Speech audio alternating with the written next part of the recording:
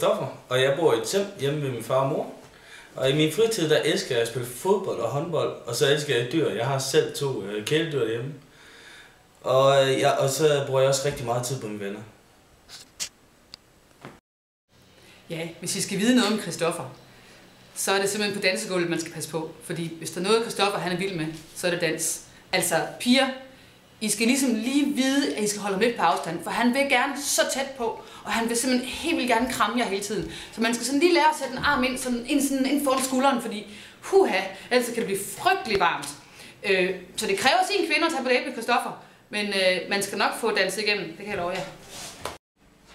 Ja, Christoffer og piger, han er en stor, dejlig dreng. Dejlig at putte sig ind til.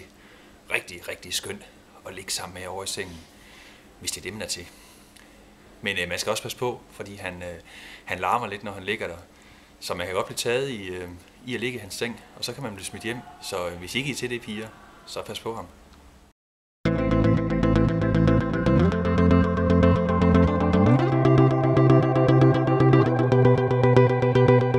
You know the bed feels warmer, sleeping here alone.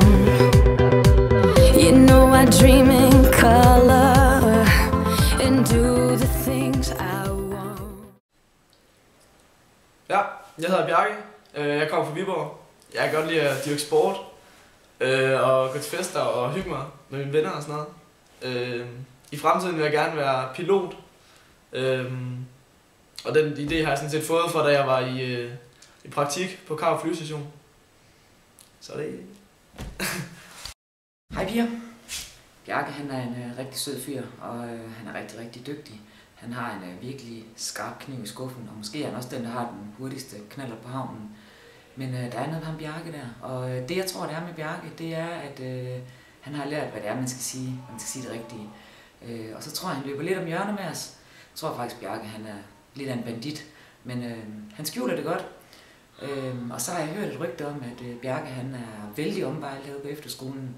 Så måske skal man også overveje, om man kan have Bjarke for sig selv, eller om man vil have en ung mand, som alle de andre kigger efter, og måske har Bjarke også tendens til en lille fløjt i øjet.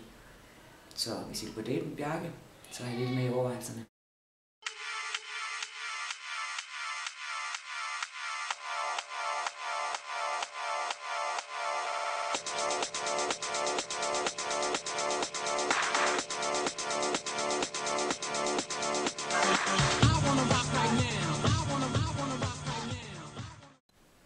Goddag, jeg hedder Andreas Røge. Jeg kan godt lide at spille musik. Og så går jeg også meget op i, at andre skal have det godt. Og det er derfor, du skal gå på date med mig. Fordi så får du det godt. Andreas Røge. Røgekaldet oplever sig selv som den fødte leder. Det gør vi mange af os, som er sammen med ham. Men indimellem også som en doven hund, der dårligt kan flytte sig fra sin stol over til sin forstærker for at skrue op eller ned. Og går det helt galt, så springer han en streng. Og vi venter alle sammen beundrende, mens han skifter. Så har han en lille bizarre ting ved siden af. Han er helt vild med citronfromage, og det vil nok få de fleste kvinder til at trække følehornen til sig.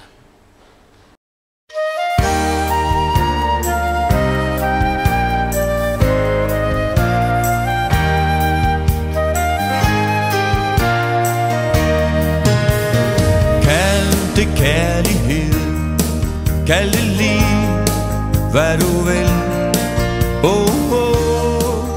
Der findes ingen ord, ingen... Jamen, Andreas Frandsen, ja, det er jo en værd svigermors drøm. Jamen, så lørdag formiddag ude i Bilka, han ville jo bare bære svigermors tasker og skubbe vognen. Det ville han være sikkert hit.